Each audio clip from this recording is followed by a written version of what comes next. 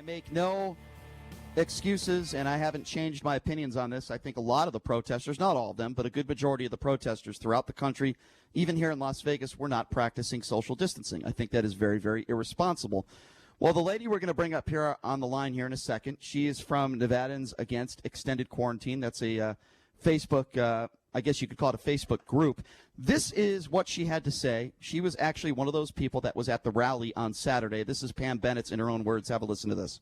Have you been on the strip? Have you been on the strip? It is boarded up. This guy has told people they are non-essential. Okay, well, I would say to that the reason why it's boarded up is because people don't want to get their businesses broken into. But, hey, we're going to give her a chance to respond to this, and hopefully it'll be a good spirited debate. Pam Bennetts joining us right now on the line. Pam, I appreciate you coming on with us. How are you? Good morning. How are you this morning? Good, good. I appreciate you coming on. So I'm sure we'll have a very good spirited debate here. We'll probably disagree on a lot of things, but that's okay. That's why we wanted you to have on and state your case. All right, That's why it's America. Absolutely. Absolutely. I agree. We certainly agree on that. That's for sure. So for the last month or so, I've been very critical of protesters for this reason. Not because they're protesting, but because they're protesting and not practicing social distancing. So my question to you is this. Why is it okay for you to not practice social distancing and put everybody's health at risk just so you can, shout out some things? Why is it okay for you to put my health at risk and not practice social distancing and protest? Well, first of all, when I went to the rally, I assumed it was going to be like Michigan and we were going to drive in our cars. And when I got there, that was not the case. So I sat in my car and I had my signs ready and I thought about it and I thought, it's kind of like when you go to a club and the music plays and somebody has to be the first person to go out and dance on the floor. And that person was me, along with other people. And I believe we needed to voice our opinion that, yes, this virus is out there, but here in Nevada, we have only 172 deaths, and that's very sad. And I feel very sorry for those people that have died and their family members. But we have 3.3 million people here. So basically, to me, that means that 3,299,000 people and 828 just don't matter. And their livelihoods and lives are just as important. Okay. Well, my response to that, and I'll end with a question, but my first response to that is if you go dancing and you start dancing, you're not putting anybody's health at risk, and that has nothing to do with a very, very serious virus where over 50,000 people across the country have died. Number two, you had a choice. You had a choice to stay in your car or leave, and you decided not to do that. Now, I understand you want to put up the stats and say, well, only 172 people have died, but don't you think that a good part or reason for that is because people are being responsible? The majority of people in the state of Nevada are social distancing. Sisolak closed down the strip. Do you not think that if Sisolak did not close down the strip, that number wouldn't have gone way up? I think it's possible it would have went way up, but I also believe that this virus was here way before anybody thought about it.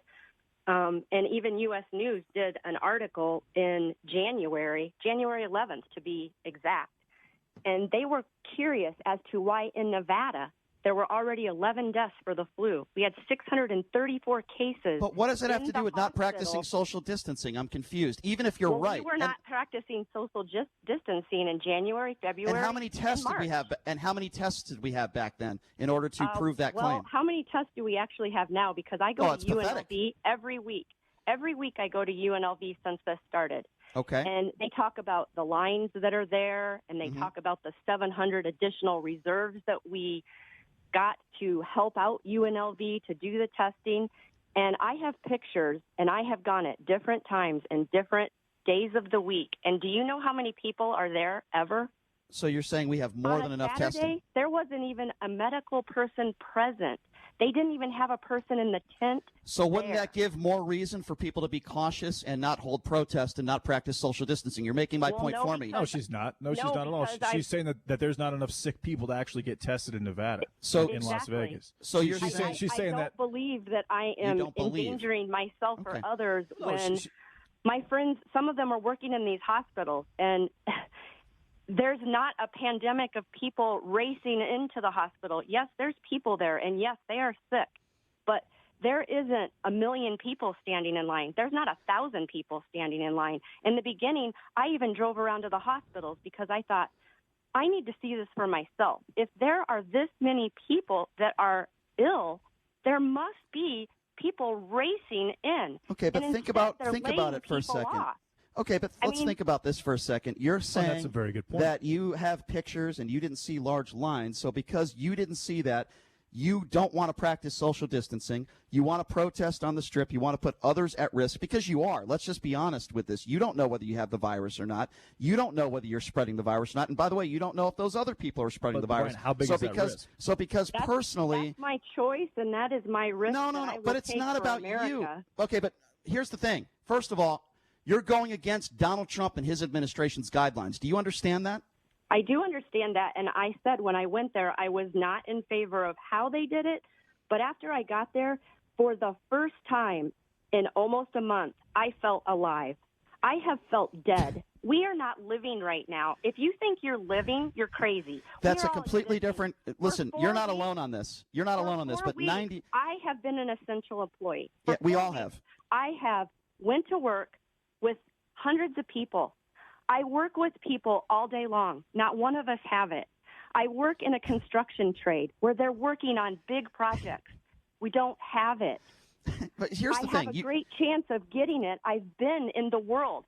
I'm not just going out haphazardly, licking doors and trying to not. Listen to what you just said, Pam, with all due respect. You have a great chance of having it, but yet, I'm using your own words, but yet you have no problem protesting, not practicing social distancing, and putting everyone else at risk. I'm sorry, with all due respect, I find that to be extremely selfish. You're talking about you.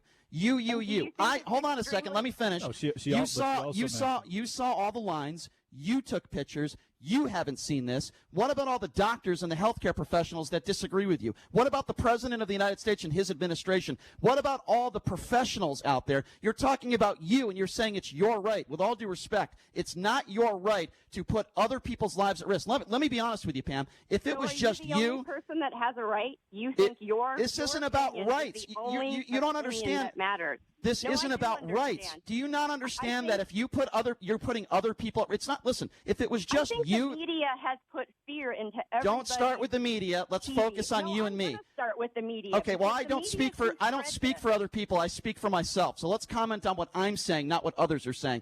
I'm saying you are being selfish because you just said it yourself. You could have the virus, but yet you are trying to make excuses for why it was okay for you to put other people at risk on the Strip. I find that very dangerous, and I find it selfish. If it was just you that could get the virus, if it was just you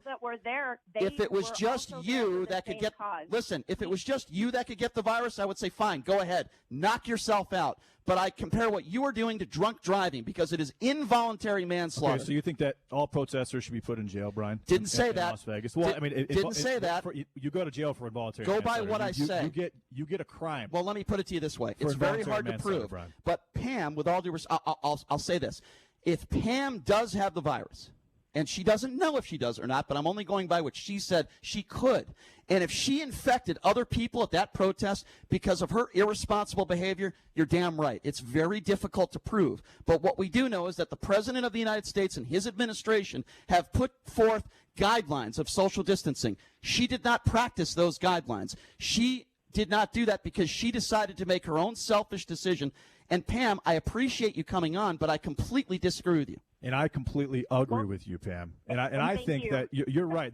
If the virus was here in December or January, that means that it was running rampant throughout Las Vegas, uncontained. And so that's an excuse not to practice social distancing. And the question is, did the death toll go up significantly? No.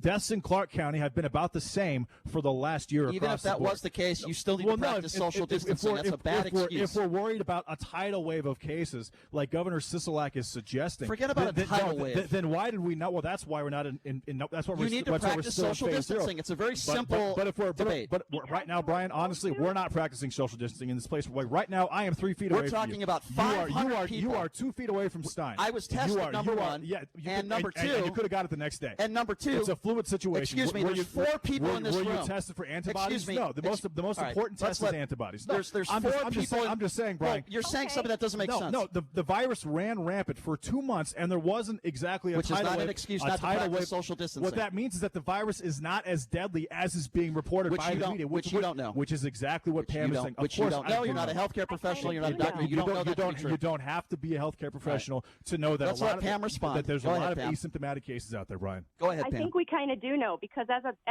Sisolak put out a chart yesterday, or his people that put out the chart, he said one person could give it to 2 persons, and 2 persons can give it to 10 persons, and 10 persons could give it to 100 people. Well, if that's the case, if you go to Walmart, there's 400 cars there every day at any given point. First of all, so by now, the entire city of Las Vegas should be in the hospital. So let me respond to that Walmart. Let me respond to that Walmart claim, because I've heard a lot of people on the right like to make that claim. First of all, number one, it has nothing to do with right or left. Okay. Well, then why are all those Trump signs at all these protests? Please explain that, Pam. Because I think they have a right to. No. Why?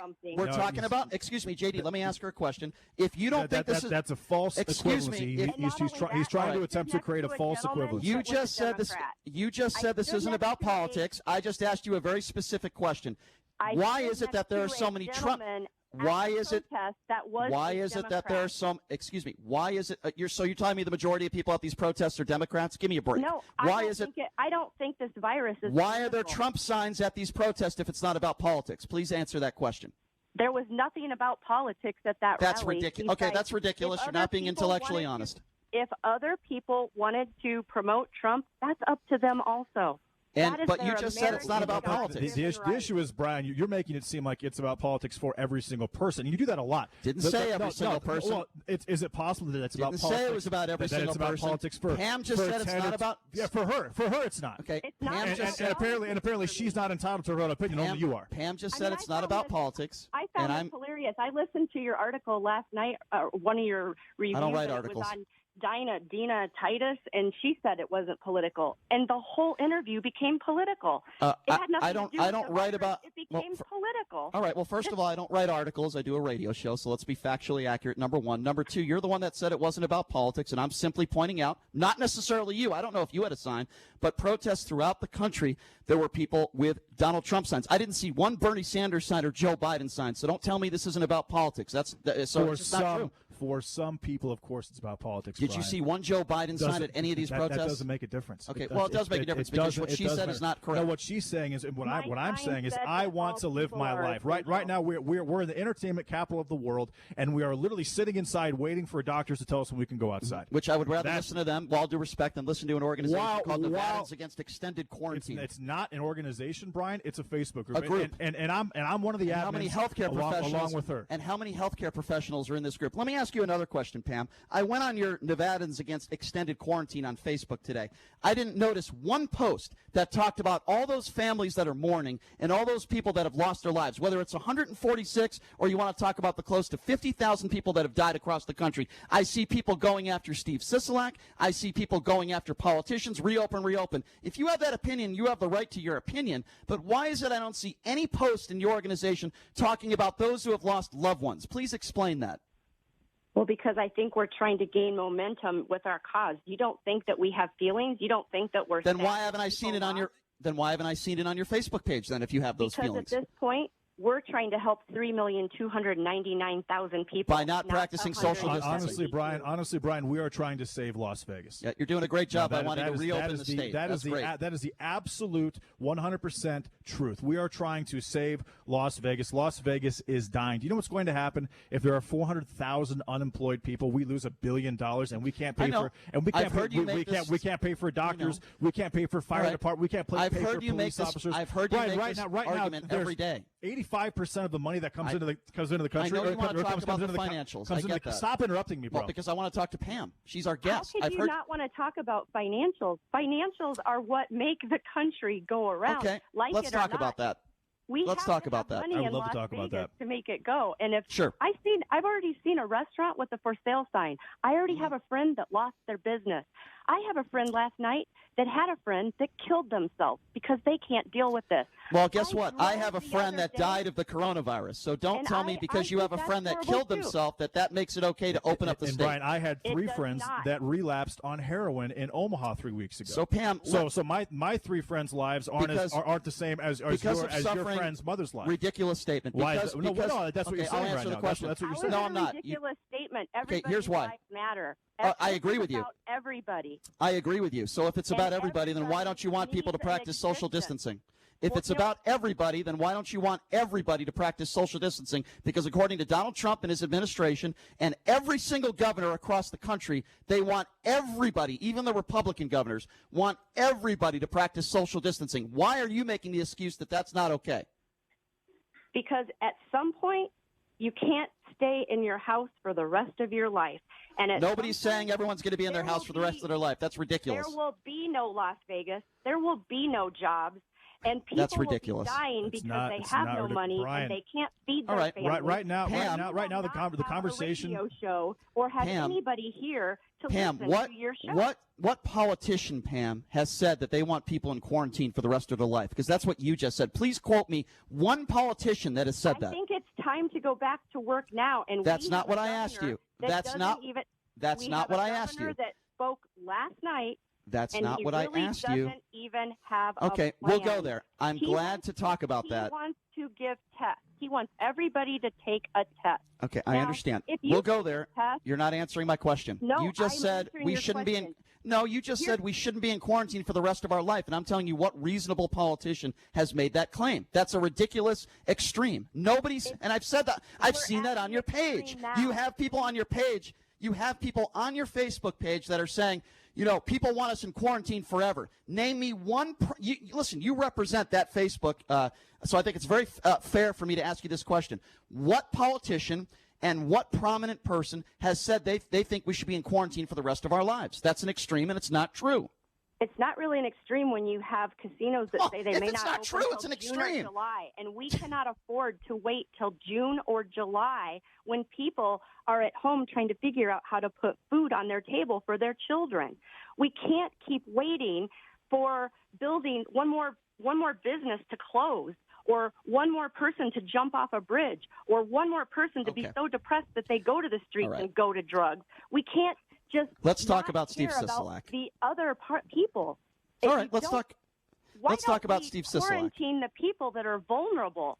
Quarantine them and protect them. Well, they're supposed to be quarantined, just like you're supposed to be quarantined. And the rest of us need to go out and function as even though if you don't, even though if you don't know if you have the virus or not, you're totally cool to go out there and not practice social distancing. That sounds very responsible. I had the virus in December. I woke you don't up with you it. believe that's I believe I had that's it the in problem with January. everything you and JD say, because it starts with I believe. It's not just us. It's also the doctors. It's also Pam, Fauci. It's also Birx. Brian, no one knows when this virus got here. No one knows how deadly it is. So let's reopen everything and not practice social distancing. I didn't say that. I didn't say that. Pam is saying that. No, she's not. Yes, she is. No, she isn't. Pam, don't you think we should reopen tomorrow? I think we should open tomorrow. Yeah, exactly. But with social distancing and wear masks if you want to, while protecting the most vulnerable to the virus. That's what should happen. So Brian. you think we should practice social distancing? Of course. Why not? Then why is Pam protesting without practicing social distancing and defending it? She's not defending social distancing.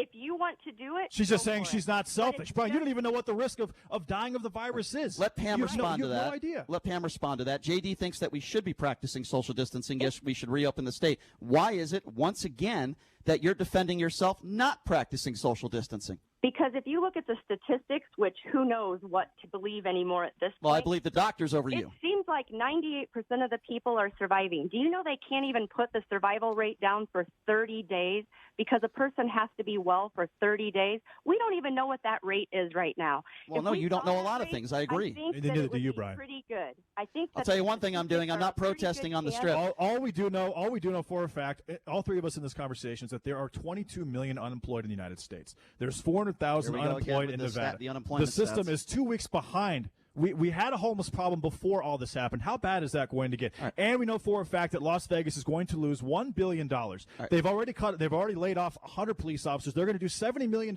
more in cuts. And then after that, they're still going to be behind $160 million for the budget on the year. We'll have 30 minutes to be able to debate the economy. I want to talk to Pam. Unbelievable that is, Brian. Pam, I want to ask you another question since you did bring up Steve Sisolak.